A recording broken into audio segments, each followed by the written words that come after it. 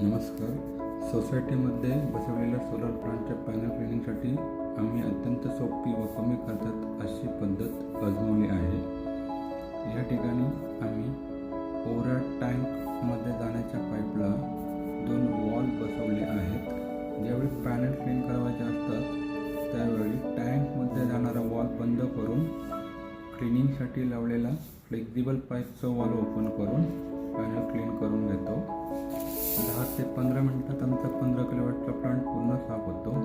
त्याचा रिझल्टही खूप छान दिसतो. त्यामध्ये कमीत कमी 10 ते 15 युनिटचा इन्क्रीज झालेला दिवसाला आम्हाला दिसतो.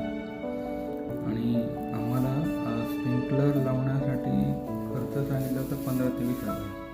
तो हे इकडे आम्हाला अत्यंत कमी खर्चात ही सगळी सिस्टम आम्हाला लावता आली. तुम्हीही नक्की तुमच्या सोसायटीमध्ये याचा वापर करा. धन्यवाद.